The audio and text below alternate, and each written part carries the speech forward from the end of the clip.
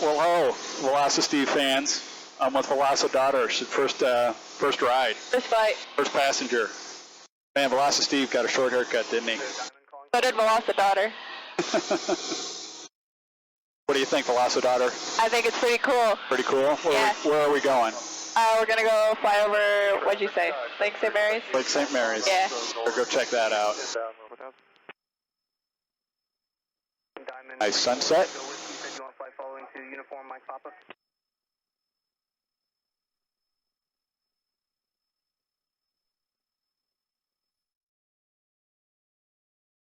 It is the third Thursday of the month, and that means it's EAA night, chapter 1335 here in Piqua, Ohio.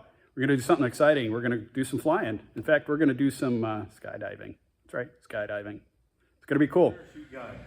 Anybody drop one in the windsock, $100. What casino do you own? You can have insurance policy on that. Okay.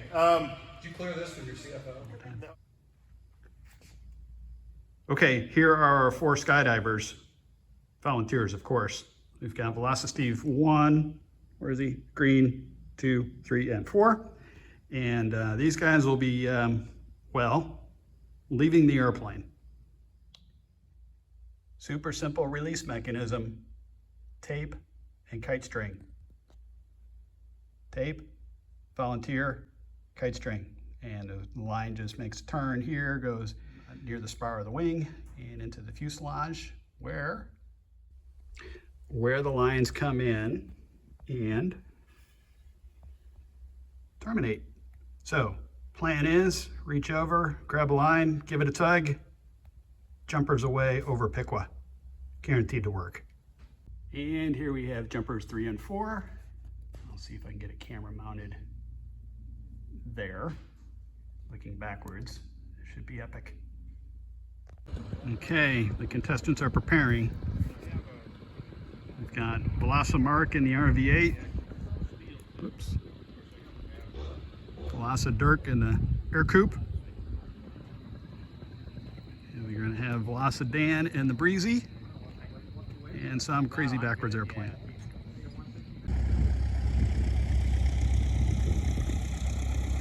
Darn, I didn't hit play. Hang on. All right.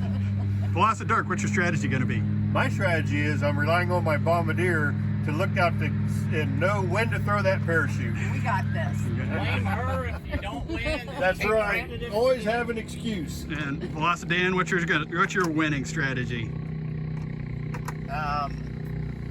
My winning strategy? Okay, or your losing strategy, whatever works for you. It's his losing strategy. I think it's got to be pretty darn close to almost right over the car. Maybe a little past since there's a little bit of a northeast wind. All right, timing. Got it. But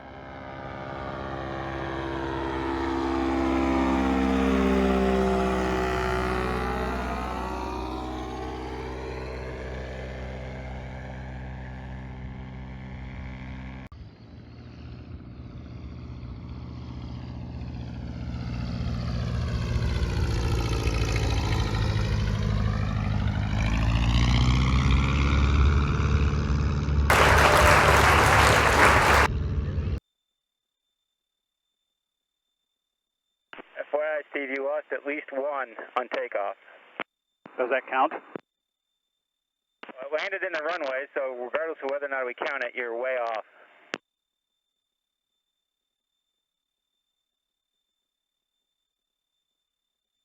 Remember, you're aiming for the windsock.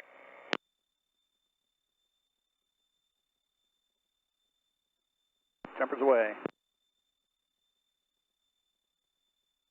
Did anything fall off? I think that requires $5.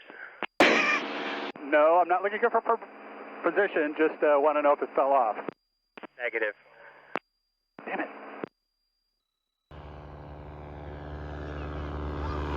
Geronimo. Altitude violation, a negative drop, and you're nowhere close to the windsock. So I'm doing great. Yeah, you got a decent dingleberry in Sherry's words on your underside of your left wing. It only looks like a partial release.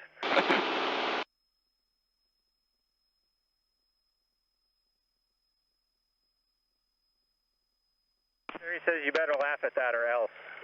Haha. So far it's not going so good. We'll try this one more. One more. Number 4. Never mind. I lost the string. I'll make it look pretty at least. Well, let's just say that didn't quite go to plan. Let's take a look. I see one twisted up string and a dangler. Oh boy, that's too bad. I was hoping that would have worked. Let's check the other side.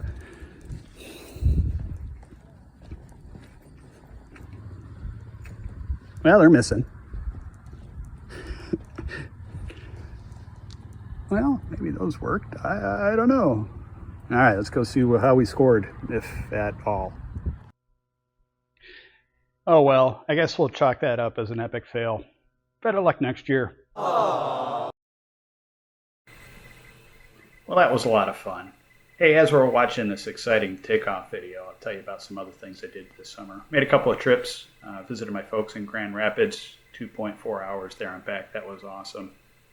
Birds, always birds, damn birds. Anyway, yeah, made use of the airplane this summer, did some experimentation with airflow over the ailerons and the top of the airplane, looking at some different vortex generation devices to improve cooling. I think I'll save those details for my tech channel whenever it is I make a tech channel. Anyways, I also made a flight back over to Springfield, and I bumped into this gentleman. Let's listen to his story. What do you got going on? What do you got going on? This is the Leah 250. We are flying her across country to have a real-world experience with the first ever electric aircraft that's flown across country, and we're also testing the charging station network that we've had in place now for the past about year. So, awesome. And for the record, what's your name? my name is Shane Matthews. All right, Shane, very good. Planning our next mission for tomorrow morning to go back home after we've been on the road for a few weeks. Back home is? Burlington, Vermont. Burlington, Vermont. All right. Yes, So sir. you're Our main a headquarters. little ways from home, aren't you? We are a very long ways from home, and we are gladly a very long ways. And why are you here at beautiful Springfield, Ohio? Well, Springfield, Ohio is our southernmost state that has our largest charging station. A lot of friends and people here that we can fall back on if we happen to need anything. And there have been some places that we've gone here locally to meet with certain people and entities Got it. that have had our support and that have been supporting us for a very long time now. So very cool. It's just reassuring them that we are not playing around. That's right. You know. Perfect. So, all right. Hey, thanks for the introduction. You're very welcome. Unfortunately, I couldn't hang around long enough to see him depart. Too bad. In August, I made the time to fly up to Horizon Lakes Air Park to visit my good friend VelociSteve. Len's got the Corvette LS3 powered Velocity XL. Super awesome airplane. You know, in home-built aviation, there isn't much that's cooler than landing at an air park and taxiing into your buddy's driveway. It's pretty cool. Well, maybe landing at Oshkosh is cooler, and maybe throwing plastic parachute guys out of your airplane is cool, but yeah, landing here is always a blast. Unfortunately, I was so busy visiting and catching up with Len, I didn't shoot much video, but I'll point you over to Kit Plane Enthusiast, Mark's channel. Mark and Len did an excellent video a couple months ago after his first flight, and looks really good. So I'll put a link in the description. But congratulations to Len, getting the airplane in the air, and I spoke to him recently, and he's up past 17 hours of flight time.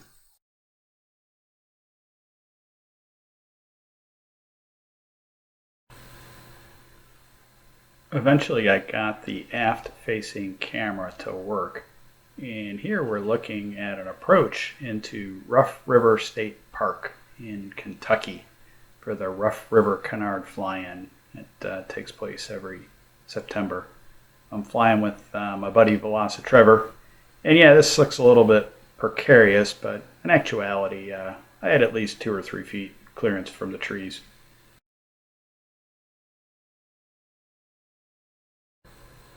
Actually, I was pretty pleased with this approach and landing. Rough River is only 3,200 feet in length, 800 feet short of the one I'm accustomed to.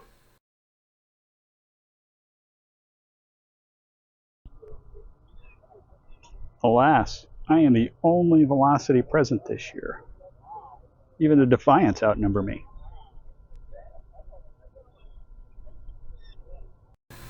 If you want to see more from Rough River, check out the YouTube from Greg Cross, which is one of these guys standing in the grass based on the camera angle. Anyway, Gregory put 4 or 5 minutes of good coverage from the event on his YouTube channel, so check it out. All right, this is my other buddy, VelociJoe. VelociJoe. Joe, what do you think of my wheel pants? I want to borrow them for a speed walk contest that I'm in. So you're saying you don't like my wheel pants? I like them for speed walking. I love them for speed walking. I used to consider you a friend. Well, I don't know what to say, brother.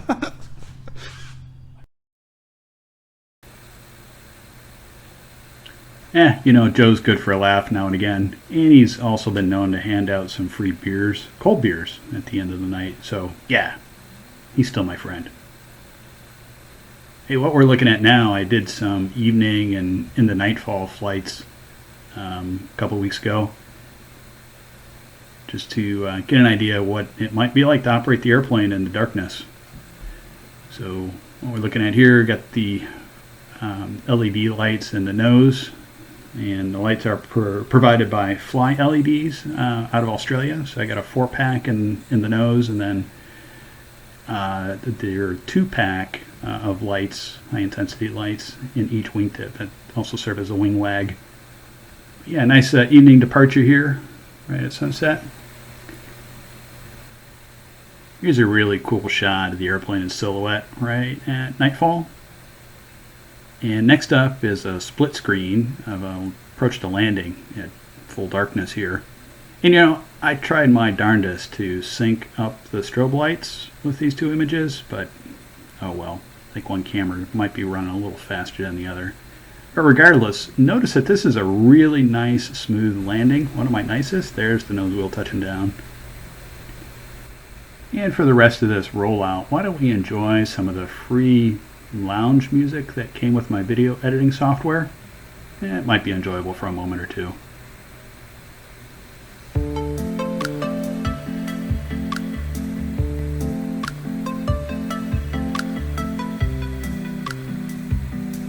Yeah, that was nice. Oh, by the way, I also replaced my Lycoming with a Yamaha. It's got a little bit different sound.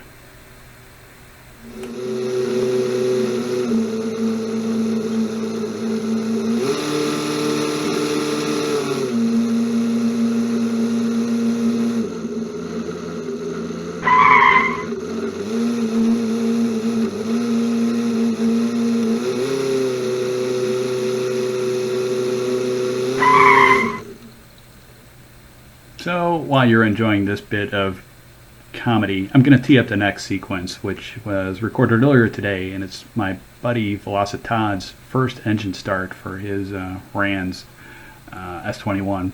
Beautiful airplane. He's super excited. I am too, because it's going to be a great airplane and hopefully airworthy very soon. But it ran great today, purred like a kitten. So congratulations to you, Todd.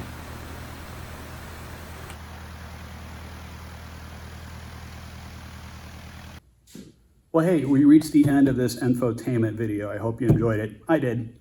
So what's coming next? We're going to push out a video about the paint process. Don't do it. Pay somebody to paint the airplane. Anyway, and perhaps some more technical content on some of the aerodynamic tests that I ran and plan to run next summer. So I think maybe 1 or 2 of you might find that interesting. The rest of you, I know, snore, but we'll see how it goes. Oh, and by the way, look, some new clothes, right? Better yet, I Heart Sanding. Can you see that? Can you see that? I Heart Sanding. Let me know in the comments if you want some merch like this. We'll see what I can do. All right, thanks for watching. See you next time.